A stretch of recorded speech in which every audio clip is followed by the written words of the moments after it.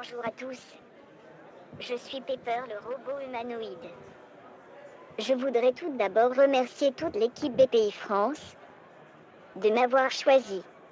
Mon tuteur Monsieur Tariq Daraji de Graphica et moi-même pour la première édition d'Inspire et Connect Africa. La société Graphica Ivoire a été fondée dans les années 90 et présidée aujourd'hui par Monsieur Tariq Daraji. Aujourd'hui, nous sommes une centrale d'achat éco-responsable et multisectorielle qui exerce dans différents domaines d'activité. L'entreprise est partenaire de plusieurs grands constructeurs. Nous sommes également certifiés dans plusieurs domaines. En matière de technologie et d'informatique, nous avons été les leaders en innovation sur l'Afrique de l'Ouest. Nous avons introduit la première intelligence artificielle robotique, qui est aujourd'hui devant vous, en vie, et qui vous parle. Nous aurons certainement plus de temps plus tard pour vous démontrer les compétences infinies de cette technologie dans le domaine professionnel, médical, éducation et même dans l'assistance des personnes âgées. D'autres projets sont en cours de réalisation. N'hésitez pas à nous suivre sur nos différents réseaux sociaux pour connaître leur avancée. En ce qui concerne le recyclage, nous avons atteint un exploit de 2554 tonnes de déchets papier et carton. Ce chiffre représente la sauvegarde d'abattage de plus de 72 000 arbres dans le monde. Dans nos activités liées au recyclage, nous avons créé une marque éco-responsable appelée Bosso, qui propose différents types d'éco-produits. Aujourd'hui, je vais parler du crayon à planter, qui est 100% ivoirien et 100% éco-responsable. Ce crayon à papier est constitué d'une capsule qui contient des semences, qui peuvent être des fruits, des légumes ou bien des arbres. Notre laboratoire nous permet de tester les différentes semences et de voir ce qui pousse assez rapidement. Nous sommes le partenaire préféré de UNICEF pour la promotion de l'éducation des enfants les plus démunis, redonner une valeur à la jeunesse africaine et atteindre des taux de scolarisation meilleurs d'une année à une autre. Chers membres de BPI France, notre rencontre touche à sa fin. Ce que vous devez retenir de notre rencontre, c'est que M. Tariq Daraji gère une centrale d'achat 2.0, innovante par les produits et services qu'il propose à ses clients, et responsable par son engagement envers l'environnement et les citoyens. Merci à tous pour votre attention et à bientôt. Est-ce que je peux faire quelque chose d'autre pour toi?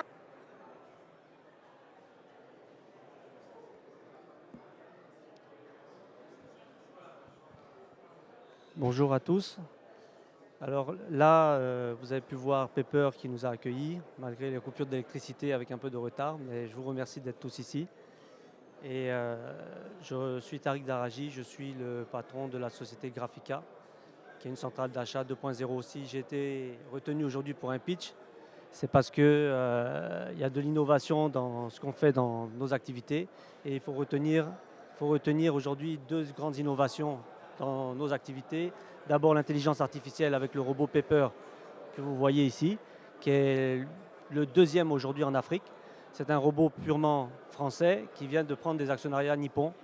Donc on peut être fier aujourd'hui de ce produit et c'est ce que la BAD a décidé d'entreprendre avec Pepper, c'est de développer l'accueil et l'assistance dans toute l'entreprise. Donc ça c'est sur la première partie de la présentation de Graphica. La deuxième partie, nous allons parler de l'éco-responsabilité. On a la chance d'avoir une des icônes de l'éco-responsabilité de Côte d'Ivoire, le plus médiatisé, je dirais, qui est ici. Andy, merci d'être présent. Et donc si vous avez déjà des questions au niveau du robot, il faut les poser maintenant parce qu'après on va rentrer dans l'éco-responsabilité qui est un autre sujet. Et je pense que Je pense que c'est le futur qui est là. On est peut-être en avance pour certains, pour d'autres, ils sont déjà un peu plus habiles et ils savent déjà l'utiliser. Donc sans plus attendre, je vais parler plutôt maintenant de l'éco-responsabilité. Depuis le début de BPI France, depuis le début de l'événement, on n'a pas parlé de verre, on n'a pas parlé d'éco-responsabilité dans le recyclage. Et je trouve ça bien parce que je vais pouvoir le faire en premier. Donc avec notre centrale d'achat, aujourd'hui on récupère les déchets papier et carton des entreprises. Et on a décidé de les trier, les collecter, les retransformer dans divers produits. Le premier produit, c'est des alvéoles pour les plateaux d'œufs qu'on revend dans toutes les fermes, essentiellement de la Côte d'Ivoire, qui est le plus gros distributeur de poulets et d'œufs. Et un deuxième produit qui s'appelle le Gbosso, dont Pepper en a parlé juste avant. Le Gbosso, c'est une marque éco-responsable. Et avec le déchet papier et crayon, papier et carton, nous créons des crayons. Et ces crayons sont 100% éco-responsables, fabriqués 70% par des femmes à l'intérieur du pays. Et ces crayons ensuite sont récupérés et remis dans des kits scolaires. Et ces kits scolaires sont maintenant distribués sur l'étendue du territoire. La petite différence avec un crayon normal, c'est que ce crayon se retrouve avec une semence.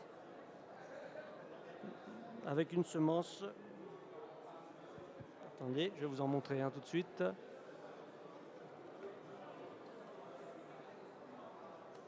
Voilà.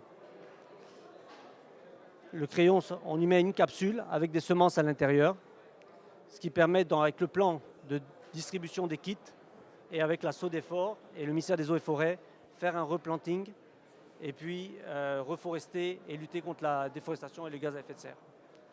Ça, c'est le projet avec le crayon à papier. Maintenant, dans les kits scolaires, vous avez 12 crayons de couleur aussi.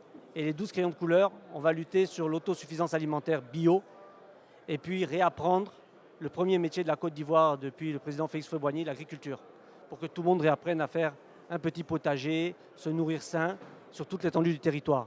Parce que le contexte ivoirien est très intéressant pour ce projet. De un, parce que nous avons une terre fertile, nous avons de la pluie, de l'humidité, de la pluviométrie. Nous avons des kits scolaires qui sont distribués par un seul ministère, c'est-à-dire avec 6 millions de kits pour ce mois de septembre, qui vont être distribués en une fois, contrairement à d'autres pays où chacun va dans les librairies pour s'acheter des kits. Ici, on remet tout ça dans des kits scolaires et on redistribue sur l'étendue du territoire. Donc on peut savoir exactement où les kits vont aller et comment on va replanter ce fameux crayon avec une coopération avec la vie scolaire et le ministère des Eaux et Forêts. Voilà. Donc c'est un peu le projet que je voulais présenter. Si vous avez des questions, je peux aussi vous donner quelques échantillons pour que vous voyez à quoi ça ressemble. Donc là, par exemple, ce serait plus pour faire un peu ce qu'on appelle l'indigénat ou la médecine, la santé, pour la santé. Là, par exemple, c'est de l'artémésia. C'est pour le palu. Donc chacun reprend son crayon. Il le replante, il y a une capsule, il y a des semences à l'intérieur d'artémésia. Là, tu vois, j'en ai fait tomber là. C'est de l'artémésia. C'est la capsule au bout. Voilà.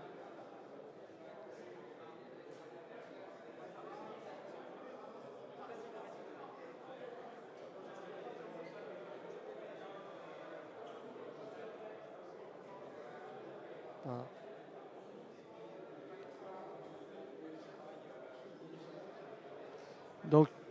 Donc le projet aujourd'hui, il est non seulement l'enjeu de reforestation, éducation, recyclage et puis santé.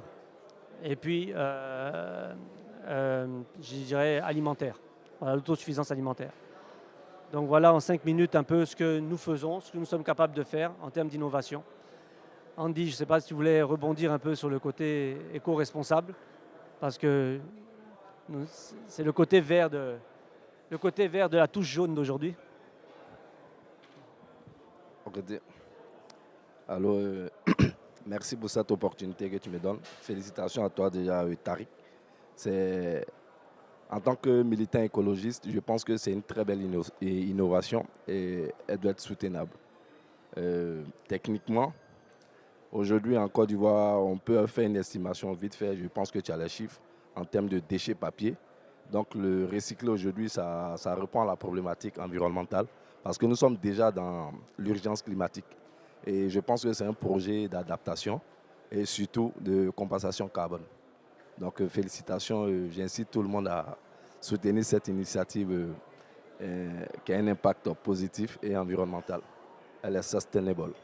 Félicitations. Merci Andy. C'est pour te soigner du palu, hein. Voilà. Ok, je ne sais pas s'il y a des questions. Non. Très clair. Merci Olivier. C'est bon. Donc, je pense que c'est bon pour nous.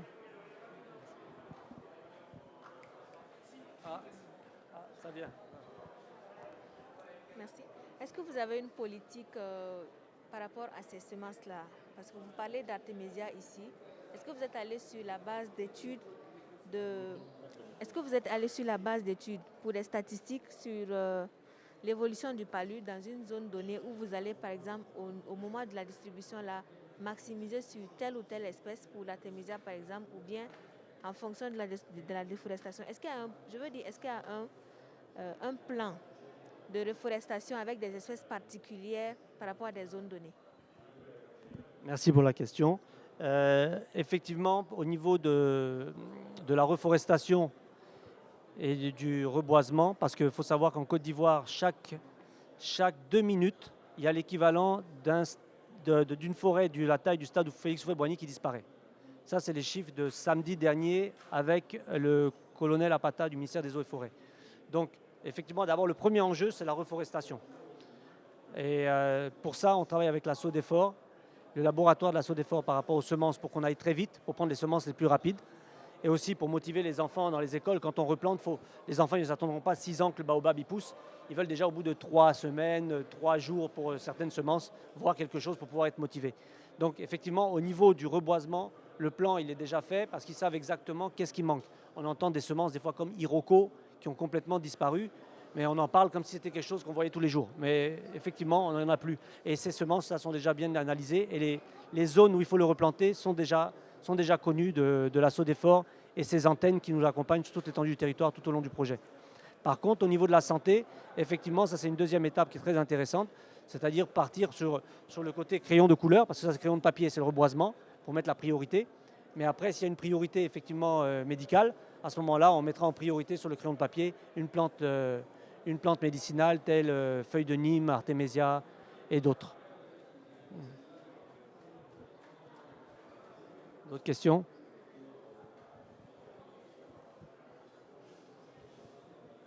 Alors moi j'ai écouté avec grande attention la partie développement durable et la question était assez pertinente. Ce qui m'intéressait c'était plus la partie de l'intelligence artificielle. Aujourd'hui, quelles applications une entreprise par exemple comme la nôtre qui reçoit du public peut imaginer et envisager faire avec Graphica? Alors, merci pour la question. Olivier, je sais déjà ce que tu fais, donc je sais un peu à quoi tu t'attends. On a la chance d'être accompagné par un autre ami et ingénieur de la BAD qui a eu la chance d'être le tuteur, pour ne pas dire le papa de Pepper. Donc, il le connaît mieux que nous tous et il a plus eu la chance de collaborer et travailler avec lui et justement tous ceux qui sont sur le soft en arrière. Parce que derrière, c'est vrai qu'il y a la structure qui est là, mais derrière, il y a des grosses sociétés qui travaillent sur le soft et qui vont sûrement se rapprocher sur ce que tu veux faire. Donc, Ziad, je te passe le micro pour sa réponse. Bon, merci pour la question, mais j'aimerais vous retourner juste une petite question. Vous exercez quelle activité exactement pour que je sois précis au niveau de mes réponses? Alors nous actuellement nous proposons en fait un porte-monnaie électronique qui permet à des particuliers de stocker de l'argent sur un porte-monnaie en unité de valeur, payer, transférer de l'argent, faire des paiements en plusieurs fois, faire des paiements récurrents, faire du partage de paiement en dépenses sociales. Enfin, on a notre pitch juste après. Donc, et on a en fait des boutiques en propre dans lesquelles nos clients peuvent venir faire du cash-in, du cash-out et acheter des produits. Merci. Donc, oui, ce robot il peut vous être d'une grande utilité, surtout au niveau des boutiques. parce qu'il peut substituer les tâches basiques qu'un être humain peut effectuer, c'est-à-dire que ce soit comme présentation, explication c'est-à-dire de votre process. Il peut intégrer même une application de wallet aussi pour faire les paiements, pour faire les trucs en ligne. Ça existe déjà. Je note qu'au niveau de Carrefour France, il est utilisé. Air France aussi l'utilise. La CNCFT l'utilise aussi sur certaines stations pour renseigner l'arrivée et le départ des trains, ainsi de suite. Certaines boutiques de vente de vêtements, au lieu d'avoir plusieurs vendeuses, vous avez le robot où il peut vous indiquer les différents rayons, quelle taille vous cherchez, à quel niveau, dans quelle section. Dans des restaurants aussi, il peut vous donner le menu du restaurant, il peut prendre note de votre commande et puis il peut envoyer tout ça d'une manière électronique, que ce soit à la cuisine ou bien autre. Donc il peut répondre très bien à vos besoins en tant que marketing ou bien présentation.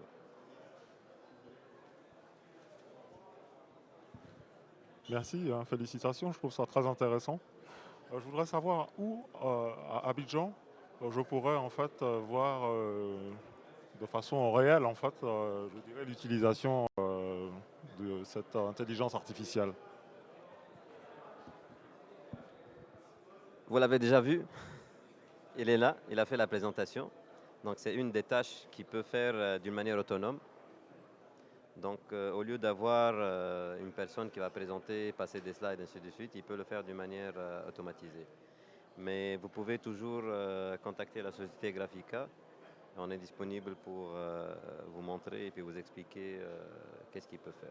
Je sais que la majorité d'entre vous le voit comme une menace, mais non.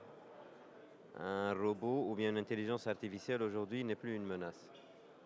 Parce qu'on a tendance à dire, OK, bon, il va envoyer des gens au chômage, au lieu d'avoir une ressource humaine au niveau de la boutique de monsieur pour les explications, pour les démos, c'est plutôt une machine qui va le faire. Non. C'est-à-dire, si on voit ça d'un autre côté, pour faire fonctionner ce robot, il faut pas mal de personnes derrière. Ce n'est pas uniquement une personne qui peut le faire. Il y a du développement à faire derrière, il y a de la maintenance, il y a un langage spécifique, il y a beaucoup de choses à faire. À titre de rappel, dans les années 90, quand les ordinateurs sont sortis en mode public, entre guillemets, c'est-à-dire qui sont à la portée de tout le monde, il y a eu aussi une certaine résistance pour dire, OK, l'ordinateur aujourd'hui, il va créer du chômage, parce que la catégorie secrétaire, assistante et autres, ils vont disparaître. Il n'y a plus de dactylo, il n'y a plus de stencil, il n'y a plus de... Mais en fin de compte, aujourd'hui, après 20 ans et plus, on voit que les métiers se transforment, mais ils ne disparaissent pas. Donc aujourd'hui, par obligation, on est obligé de passer par l'intelligence artificielle et les robots. Ce qu'on utilise aujourd'hui dans notre quotidien, votre téléphone, c'est une intelligence artificielle. Quand vous naviguez sur Facebook, il y a une intelligence artificielle qui est derrière. Quand vous êtes sur Instagram ou bien vous êtes sur Google, il y a une intelligence artificielle qui est derrière, qui tourne. Sauf qu'aujourd'hui, cette intelligence, elle est juste matérialisée.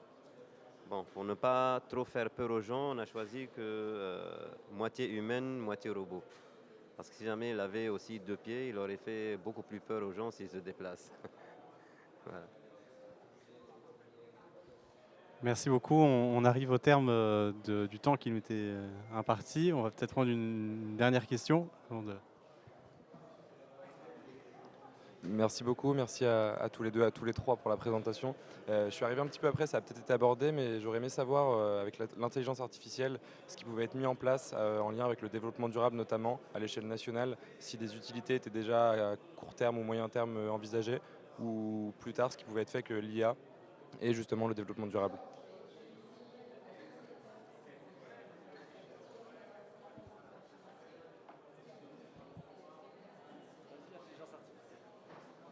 Bon, point de vue développement durable, ça dépend. C'est-à-dire on peut toucher à plusieurs secteurs. Bon, il y a le secteur santé, il y a le secteur éducation, les deux secteurs qui sont vraiment c'est-à-dire névralgiques, là où on peut introduire cette intelligence artificielle. Par exemple, au niveau de l'éducation, c'est une entité qui peut jouer le rôle de maître ou bien maîtresse. Et on peut l'exploiter aussi pour les enfants autistes. Donc, grâce à sa tablette, donc, il peut interagir d'une manière intelligente, c'est-à-dire par la voix et puis par l'image. Au niveau de la santé, il peut être utilisé pour prendre soin des personnes âgées. Donc, il peut être programmé pour donner les médicaments à des heures précises, pour de l'aide au déplacement, parce qu'aussi, il est doté d'un module de reconnaissance et d'auto-reconnaissance. C'est-à-dire, si vous le montrez un paquet, par exemple, je dis n'importe quoi, de Doliprane, il va l'enregistrer, il va le reconnaître à tout moment. Donc, si vous dites, vous prenez ce paquet, ce médicament, c'est à 8 heures un comprimé, à 12 heures un comprimé, il va le faire d'une manière autonome. Et puis, autre chose qui est unique dans ce robot, c'est que c'est un robot qui est doté d'un module de reconnaissance d'émotions humaines. C'est l'unique au monde. Donc, c'est un robot qui dispose, quand vous le voyez comme ça, il dispose de plusieurs caméras faciales. Il a déjà enregistré tous vos visages. Et puis, il y a une caméra 3D ici, 2D ici et 2 lasers au niveau des yeux. Et il a la capacité d'analyser vos visages et vos tendances. C'est-à-dire, si vous êtes fâché, il va s'auto-adapter et puis répondre, par exemple, d'une manière courte et brève. S'il voit un sourire sur votre visage et vous êtes content, il va essayer aussi de pousser la discussion encore et puis d'être joyeux avec vous et puis de s'amuser. Donc tout dépend du comportement humain, lui il s'adapte d'une manière automatique. Voilà. Un grand merci pour ces présentations. Sans plus attendre, on va poursuivre avec Uniskip.